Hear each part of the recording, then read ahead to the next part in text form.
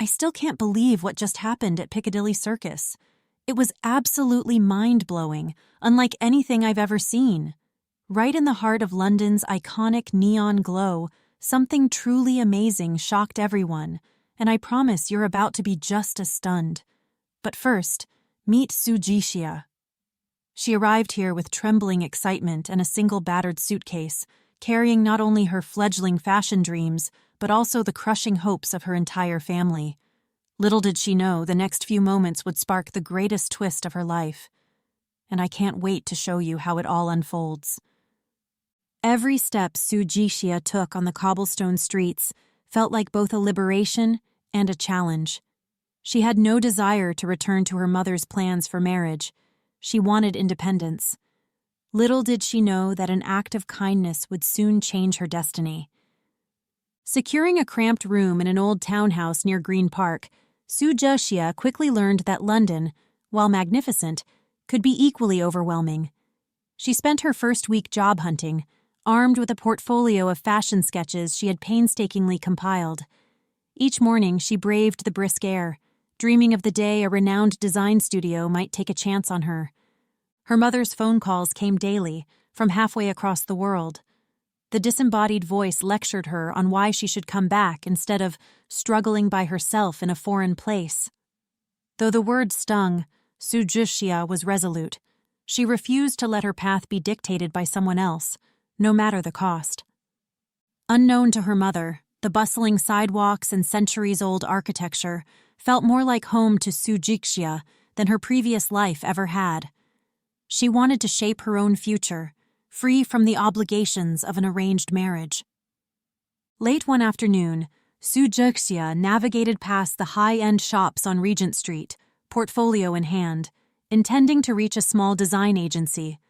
The sky promised a drizzle, and people hurried by in a blur of coats and umbrellas. That's when she heard raised voices echoing through the crowd.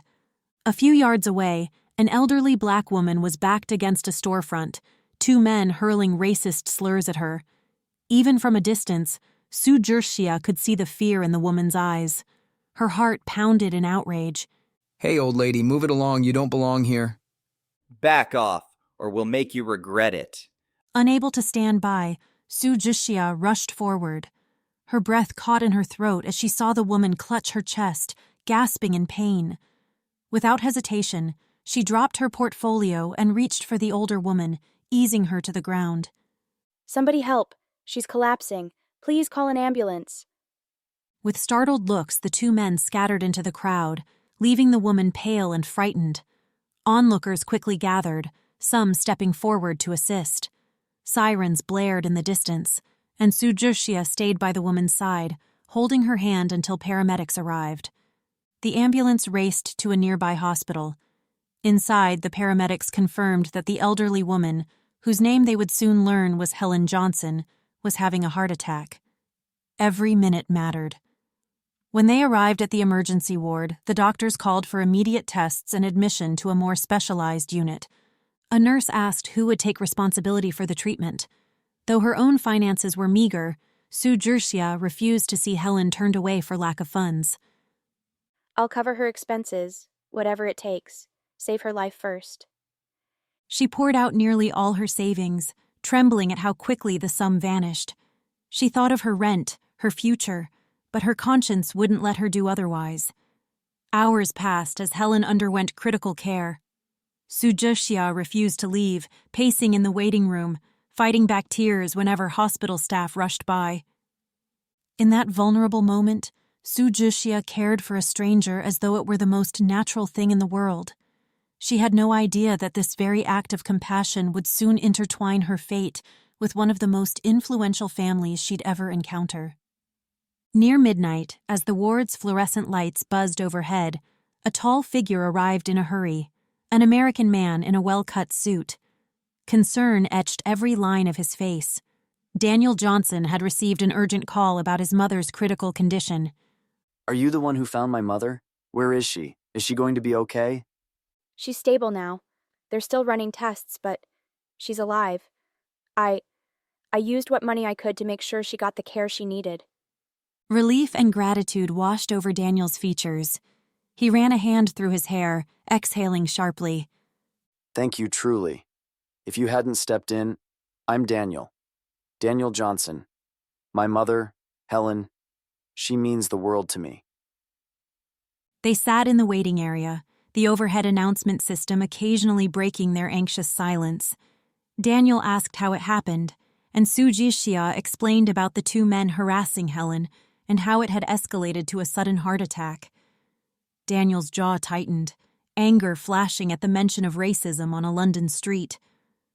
I'm sorry this happened. This kind of hatred. I can't thank you enough for helping her. While Helen slowly stabilized, Sujishia's phone buzzed incessantly with calls from her mother. She ignored them at first, knowing all too well the tirade that awaited. Finally, at dawn, she stepped away to answer. What did you do with all your money? Do you realize how foolish this is? You can't even take care of yourself, and now you're spending everything on someone you don't know. This was the right thing to do, Mother. Please, understand. I don't want excuses. Come back if you know what's good for you. We had an arrangement that would keep you secure for life, but you chose to run off. With that, the call ended. Sujixia felt her pulse thudding painfully. The sense of guilt, the fear of an unknown future, and the exhaustion from the hospital vigil pressed down on her. Yet, in the midst of these doubts, she stood by her choice. Later that morning, doctors reported that Helen was conscious, but would need careful monitoring. Daniel, relieved yet still worried, found Sujixia dozing off on a bench near the ward. He gently tapped her shoulder. Go home and get some rest. I appreciate all you've done, but you must be exhausted. I'm fine. I just wanted to make sure she was okay. A faint smile curved Daniel's lips. He was clearly thankful but also hesitant, unsure of how to properly thank her for a life-saving act. Look, I owe you more than I can say. If you need anything, money, a place to stay, anything, I'm here. Sujixia, though touched, shook her head politely. I did what was right. That's all. Please just focus on helping your mother recover. Neither realized how this gesture of mutual respect would sow seeds of something deeper, a bond that would be tested by challenges neither could foresee. The next day, Helen awakened, frail but grateful. She asked, voice trembling, to see the lovely girl who helped me. Sujixia entered Helen's hospital room, and the older woman took her hand gently. I remember your face. Thank you for being there. Those men were so cruel. I couldn't breathe. You don't need to thank me, Mrs. Johnson. I'm just glad you're awake. In that moment, they forged a quiet understanding, one rooted in kindness and hope. While Helen's future required caution and care, Sujixia's own path remained uncertain. She had spent most of her savings, had no definite job, and her family's support had all but evaporated. Yet she found solace in Helen's warm gratitude and Daniel's earnest promises. In the hush of that hospital wing, a new direction revealed itself, one where compassion and moral courage collided with a stranger's gratitude, setting the stage for an extraordinary journey ahead. If you were the main character, what would you do? Comment below. The rhythmic clatter of hospital machines underscored the hush that lay over Helen Johnson's room. Bright morning light spilled in through a narrow window, revealing the fresh lines of concern etched across Daniel's face. On a nearby chair sat Sujixia, struggling to keep her eyes open after another restless night. They both knew that the elderly woman needed an environment free from stress if she hoped to recover fully. It had been only a few days since fate thrust Sujixia and the Johnson family together, yet the bonds between them were already taking shape. Inside this private hospital ward, compassion and gratitude flowed freely. Outside these walls, though, the clamor of conflicting obligations would soon demand answers. Helen's doctor entered with a clipboard and a polite nod. He studied the patient's vitals and then turned his attention to the two anxious figures who had scarcely left her side. Mrs. Johnson is stabilized, but there's still the matter of her high blood pressure and emotional well-being. I'd strongly recommend a peaceful environment once she's discharged, along with someone to monitor her medication. Daniel exhaled and glanced at Sujixia. Mom, once they clear you, you'll come home with me. No arguments. I'll arrange everything so you can rest without worry. I've heard that tone before, son. You're determined, and I have no strength to fight you. But I don't want to be a burden. You're no burden. I need you safe, okay? Helen placed her hand gently over her son's. After a moment, she looked at Sujeshia with gratitude brimming in her eyes. I hope you'll visit, dear. You've already done too much for me. Later that afternoon, Daniel and Sujeshia stood in the corridor. Nurses bustled past, carrying trays and documents. Shadows stretched along the polished floors, an indication that dusk would soon fall. I know you said you don't want me to repay you, but you mentioned you lost a lot of money paying for Mom's care. Let me at least help settle the bill. I appreciate the gesture, but I can't accept all that. I have to stand on my own 2 feet. She said it with a brave smile, though her purse was nearly empty and rent was looming. All right, I'll respect that. But I've got a proposition. My mother will need part-time help. Someone to cook healthy meals, accompany her on walks, and keep an eye on her condition. I can't be around 24/7, not with my work. Would you consider a temporary arrangement? Sujeshia froze, suddenly conscious of how her limbs ached from days of worry and sleepless nights. Your mother seems so sweet, and I'm genuinely happy to help her, but I'm also job hunting for a position in fashion. I'm not sure how well I could balance both. Daniel's eyes sparkled with understanding. Give it some thought. I can be flexible with hours. My mother's health is my top priority, but so is letting you chase your dream. I'd pay you well, on a schedule that fits around interviews or design work. She studied his features, searching for signs of pity or condescension, finding only sincerity. All right, let's try it for a while, until your mother gets back on her feet. A warm, grateful smile flickered on Daniel's face. No sooner had she agreed than Sujishia's phone buzzed again. She recognized the number, her mother. Bracing herself, she stepped into an empty lounge to take the call. Are you done playing nursemaid yet? I've heard from friends that you paid a fortune for some stranger's hospital bill. Is that even true? She needed help, Mom. Please, let's not argue. I'm doing this for your own good. When you run out of money, don't think of calling me. This is exactly why you should have stayed here. You would have married that well-to-do man I arranged. Fury and weariness pulsed in Sujishia's temples. I told you, I'm not interested in any forced engagement. I can stand on my own. With that, she ended the call, tears of frustration threatening to spill. Yet, a strange sense of relief washed over her. She had made her decision. There was no turning back now. Helen was discharged 2 days later. At Daniel's insistence, she agreed to stay at his spacious apartment near Belgravia, a refined area known for its elegant white stucco facades and quiet streets. Surrounded by centuries-old architecture and private gardens, the building felt like a sanctuary compared to the hustle and bustle just blocks away. Sujeshia arrived at the entrance one morning, balancing a small overnight bag. She had taken up Daniel's offer to help care for Helen, just until stable routines were established. Ah, you must be Miss Sue. Mr. Johnson told us to expect you. His flat is on the 5th floor. The elevator ride was strangely nerve-wracking. She knew this was temporary, but she also couldn't ignore how this arrangement might be perceived. As soon as the doors slid open, Daniel stood waiting with a friendly smile. Welcome. Mom's resting in her room, but I can show you around first. The interior boasted high ceilings, contemporary furniture, and floor-to-ceiling windows overlooking a quaint London street. A wave of self-consciousness washed over her. She didn't belong in such opulence. Sensing this, Daniel spoke with gentle reassurance. I know it's a bit much. Just make yourself at home. I'd rather Mom be here than anywhere else, and this was the easiest solution. They reached Helen's bedroom door. Softly, Sujeshia peered in. The older woman was propped up on pillows reading a paperback novel. Her eyes lit up when she spotted her new caretaker. You're here. What a relief. I was worried my son might scare you off with his fancy place. He did try, but I must be made of stronger stuff. Helen laughed, and Daniel chuckled in the doorway. Over the next week, Su Zhixia fell into a comfortable routine. She'd wake early, prepare a healthy breakfast under Helen's watchful eye, and then help her with her gentle exercises, just light stretches or a slow stroll in the building's courtyard. Despite having the funds to hire professional nurses, Daniel insisted that a calm, loving presence was what Helen needed more than anything.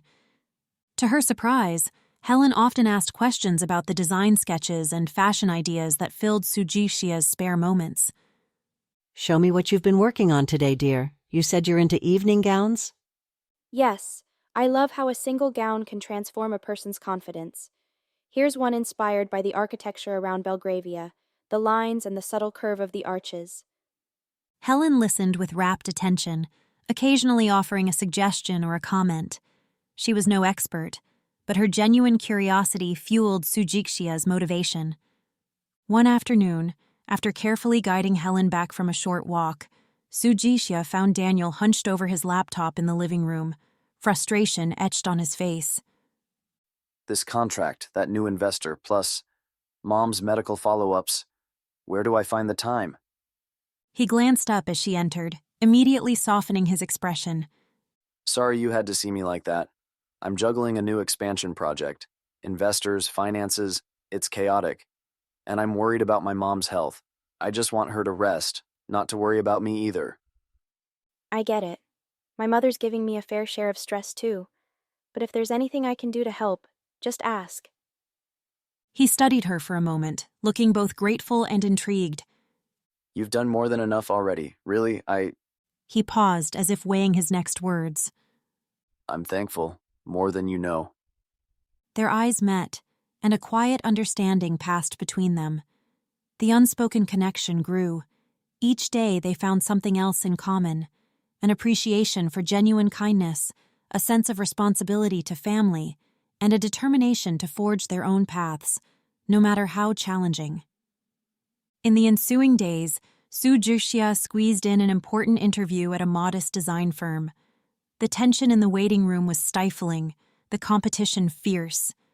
When her name was called, she stepped into a sleek office with large windows overlooking a bustling London street.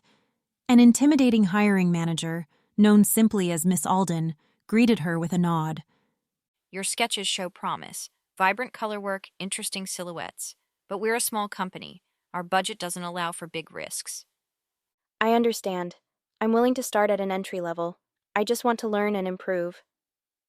Miss Alden remained aloof, glancing at design after design. Then, to Su Zhixia's surprise, she closed the portfolio with a decisive snap and extended her hand.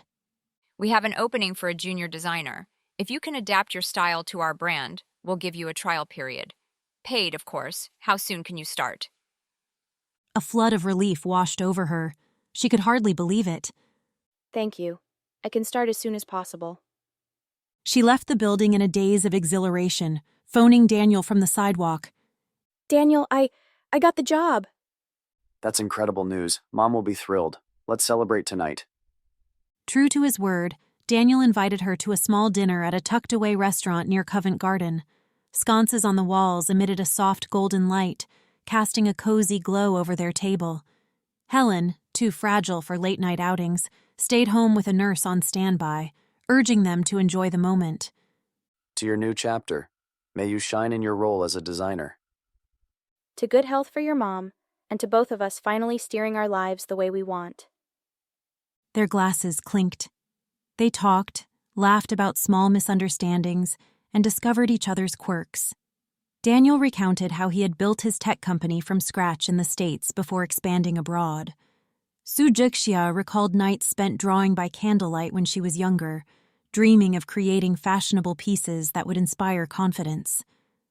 At that candlelit table, surrounded by the faint sounds of live jazz drifting from the bar, two people from different worlds recognized a spark, a sense of familiarity, trust, and a possibility that neither dared voice aloud, yet both felt deep within. Long after dessert had been served, Su Zhixia's phone rang again. She recognized the number and her heart sank. It's my mother. I should probably answer, just to make sure it's nothing urgent. She rose from the table and stepped outside, the noise of the evening crowd receding. I've spoken to some old connections. Word is you've taken a low-paying job just to survive in London. Foolish girl. You're throwing away a secure future with a respectable family. I'm not throwing away anything. I'm building something of my own, with my own hands. Isn't that worth something to you? A heavy pause followed. I see you've grown too proud to listen. I hope you don't regret it. Don't come crying to me when it all falls apart. The line went dead before she could reply. Her chest felt tight. She took a moment to compose herself under the antique street lamps. Then she stepped back inside, forcing a small smile. Daniel's gaze flickered with concern, but he decided not to pry. Everything okay? It will be. Despite the swirl of emotions, she resolved not to let the conversation with her mother ruin the night. Unbeknownst to Su Zhixia, another storm was brewing. In the months since Helen's hospitalization, Daniel's competitors and certain board members had grown restless, whispering about how distracted their CEO seemed. One particular investor, Michael Reed, had approached Daniel with thinly veiled concerns. Daniel, you know we have an ambitious roadmap. We're counting on your leadership, not whatever personal matters might be taking your time. My mother's health is hardly a trivial personal matter. You'll have the roadmap finalized soon. End of story. Murmurs of corporate politics now spread behind Daniel's back, sowing seeds of doubt.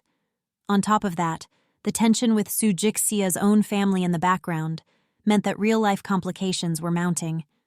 Little did they know, the unyielding devotion Daniel felt toward his mother and the unspoken warmth he felt toward Su Jixia would soon be tested. In London's swirling milieu of ambition, there are no easy roads to happiness. Late one night, after helping Helen settle in bed, Su Jixia walked quietly along the corridor. Daniel, still in his office corner, was on a call that sounded urgent. She paused by the door, hearing fragments, investment returns, board votes, deadlines. When he spotted her, he ended the call abruptly. Long day. Sorry, didn't mean to be loud. Things at work, not going smoothly. It's typical corporate noise. I'll manage. How's Mom? She's resting well. I think she's making real progress. Daniel nodded, relief flickering across his features. For a moment he hesitated, as if on the verge of saying something more personal. In the end, he simply placed a light hand on her shoulder. Thank you for being here. Get some rest, okay? Tomorrow's another big day. As she retreated to her temporary room, her heart thumped with something akin to anticipation. She sensed Daniel was hiding worries of his own, perhaps about the company, perhaps something else.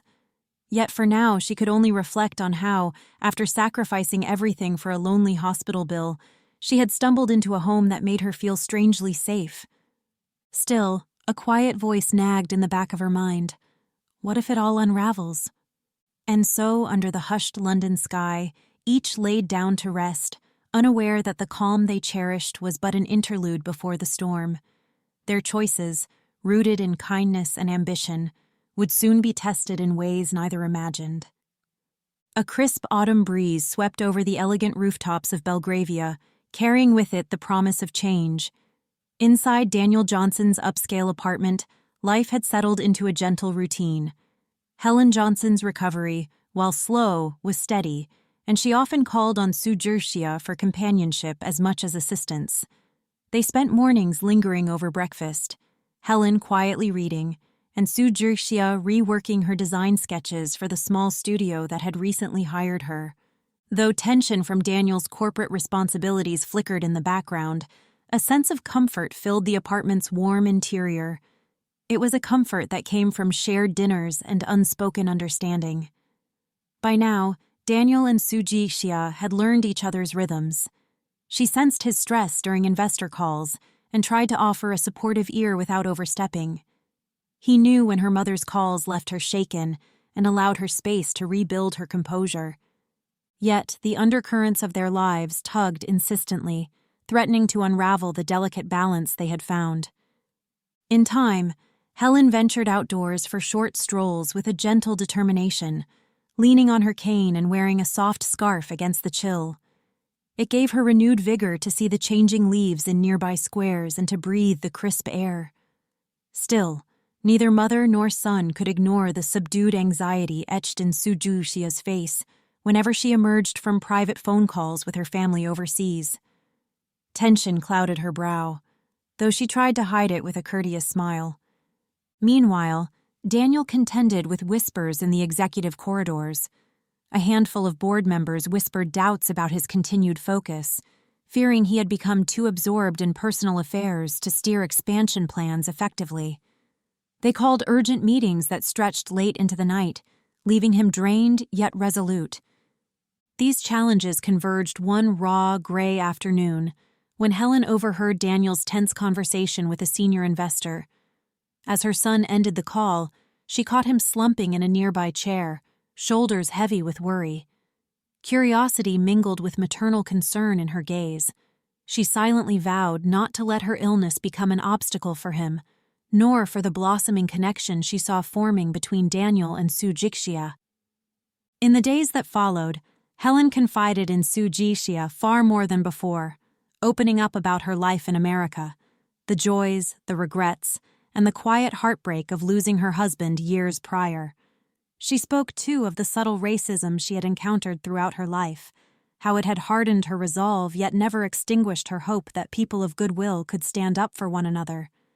Helen hinted at her gratitude for the unwavering care she received during her heart attack, how she believed Sujixia's intervention had given her not just life, but a renewed purpose. With motherly tenderness, she encouraged Sujixia to chase her design dreams wholeheartedly. On one particularly reflective evening, Helen's voice dropped to a hush as she expressed a desire to see her son truly happy. I never thought I would see a day when Daniel looked so at ease outside the boardroom. He's different with you around. The remark stayed with Sujixia, both a comfort and a gentle weight on her heart. Shortly thereafter, an unexpected visitor arrived in London. Madame Su, Jixia's mother, whose frustrations had finally boiled over. Without warning, she appeared at the doorstep of Daniel's apartment building, claiming she had come to ensure her daughter had not fallen into destitution.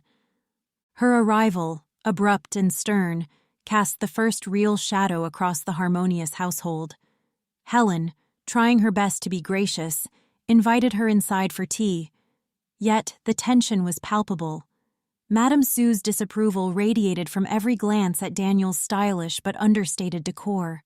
Her eyes flickered with discontent at the simple caretaker role that had, in her view, derailed her daughter's potential for a marriage arranged to benefit the family's reputation. For a while, an uneasy calm enveloped the living room as they exchanged polite remarks.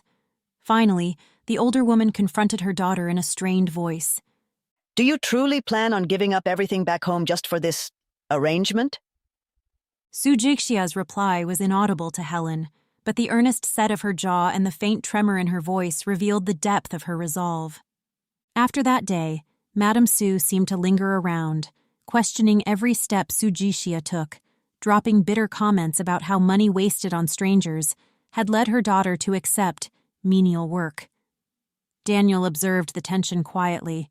He made no attempt to curry favor, trusting that time would expose his genuine devotion to both his mother and Sujixia. Simultaneously, corporate issues at Daniel's firm escalated.